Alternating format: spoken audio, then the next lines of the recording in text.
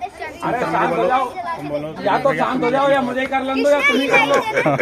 बोलो कुछ। आप यहाँ के निवासी हैं जी, आपको यहाँ समस्या है, आपने यहाँ पे मकान लिया था। मैं दिवेश सैनी ओबीसी मोर्चा काशीपुर नगर अध्यक्ष कोषाध्यक्ष हूँ। मैं यहाँ 25 परिवार जब यहाँ रह रहे थे तो मैंने भी यहाँ एक प्लॉट जतिन चौहान और संजीव चौहान से लिया। अच्छा, इस भरोसे लिया कि यहाँ लाइट सभी खंभों पे जल रही थी। अच्छा, मैंने भी अपना मकान बनाया और मेरे साथ भी धोखाधड़ी हुई। अच्छा, मैं बीजेपी का काशीपुर का ओबीसी मोर्चे का कोषाध्यक्ष होने के बावजूद भी पार्टी के पास अपनी पार्टी से भी मैंने गुहार लगाई, अपने गतौड़ी जी से भी लगाई, चौधरी साहब से भी लगाई, चीमा साहब से भी लगाई, लेकिन उसके बाद भी सुनवाई नहीं हो रही है। मैं पीड़ित हूँ, लोग बाग मेरे पर दबाव भी बनाते हैं, हालांकि मुझे नुकसान भी बहुत सारा बरतना पड़ लिया है अपनी और समस्याओं को लेके, लेकिन मैंने फिर भी अपने साथ वालों का, कॉलोनी वालों का साथ नहीं छोड़ा, क्योंकि मैं खुद पीड़ित हूँ। 25 परिवार मेरे साथ हैं। मैं चाहता हूँ अपनी पार्टी से भी, प्रशासन से भी कि इनकी समस्या का समाधान हो। और हम कल को अपनी बात चीमा साहब के समक्ष रखेंगे। हमने 15 दिन पहले भी रखी थी। जतिन चौहान और जतिन ने मेरे से खुद वादा कराया कि दिवेश भैया आप गारंटी ले लो, मैं 15 दिन में लाइट दे दूंगा आपको। उसने उन 15 दिन के में भी कुछ नहीं करा। 16वें दिन खाली एसडीओ से मिलने का उसने बहाना जताया और वो वहां भी नहीं गया। नहीं गया। आज तक उसने कोई पैसा जमा नहीं करा है।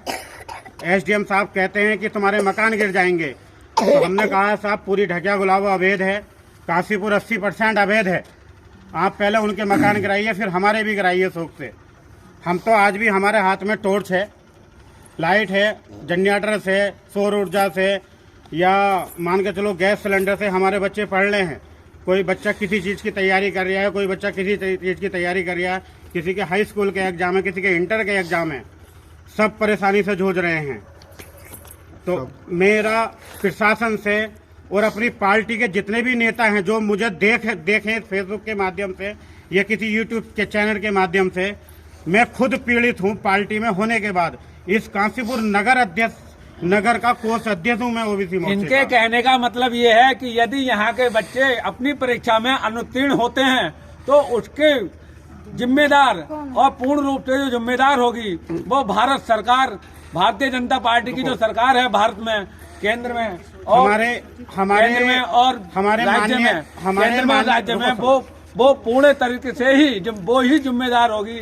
अन्यथा बच्चे जिस तरीके से मेहनत करते हैं, क्या फायदा है इन बच्चों का जो ग्रामीण क्षेत्र से आकर के यहाँ शहरी क्षेत्र में आए थे। क्यों आए थे शहरी क्षेत्र में? इसलिए ये परिवार शहरी क्षेत्र में इसलिए आए थे ताकि अपने बच्चों का भविष्य बना सके। लेकिन इन बच्चों को क्या फायदा शहर में आने का? इससे बढ़िया तो ये लोग कहते हैं कि हम लोग गाँव में ही थे। क्या फायदा हम लोगों का यहाँ शहर में आके पढ़ाने का, जिससे कि बच्चे यहाँ आके अपने अध्यापक की डांट सुनते हैं, अपना होमवर्क पूरा नहीं कर पाते हैं। इससे अच्छे तो ये लोग गांव में ही थे। कुल मिलाकर बच्चों का भविष्य भी अंधकार में है। जैसे हम अंधकार में रह रहे हैं, बच्चों का भविष्य भी अंधकार में है। मैं अपने माननीय प्रधानमंत्री जी से और अपनी पार्टी के जितने भी सारे लोग मेरे साथ कार्यकर्ता हैं, मैं भी एक छोटा सा सिपाही हूं बीजेपी का।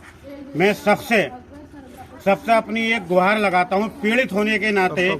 माननीय प्रधानमंत्री जी ये कहते हैं कि हर घर लाइट, हर घर पक्की सड़क, हर घर पानी, हर घर उजाला की उज्जवल की समस्या, बोले इस चीज का पूरा समाधान करा जाए।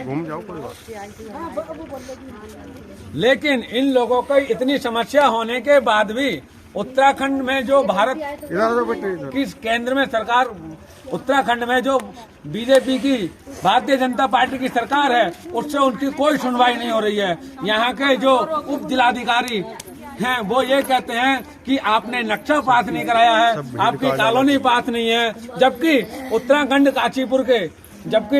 उत्तराखंड काशीपुर की 80% कॉलोनियां अवैध हैं, जिनका कोई ना नक्शा है ना ही उनके किन्हीं मकानों के नक्शे हैं। उनको इन एक आदमी के बचाने के लिए, एक व्यक्ति को बचाने के लिए यहाँ के उप जिलाधिकारी 26 परिवारों के सर से छत छीनने के लिए तैयार हैं। क्या यही हमारे देश का संविधान है, यही हमारे देश की कानून व्यवस्था है, जिसके लिए 26 परिवार बेघर होना चाहते हैं। कोई सा मकान इनका ऐसा नहीं है जिस पे 15 से 20 लाख रुपए का लोन नहीं है।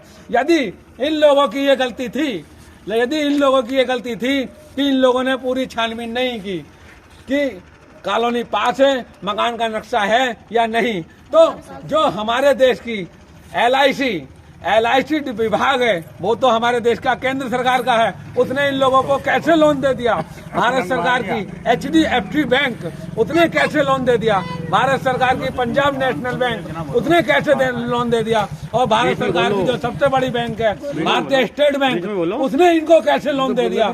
यदि इन लोगों की गलतियां हैं, मानी जाती है कि इन लोगों की गलतियां हैं, इन लोगों ने कोई जानकारी नहीं की, तो कैसे तहसील ने इन लोगों की रजिस्ट्रियां करा दी, जबकि यहाँ के उप जिलाधिकारी के संज्ञान में ये कॉलोनी अवैध है। उसके बाद यहाँ की वीडियो है, तो उसने कैसे ये कॉलोनी बसने दी? इस कॉलोनी को उसने कैसे विकसित होने दिया? इसको कैसे लोग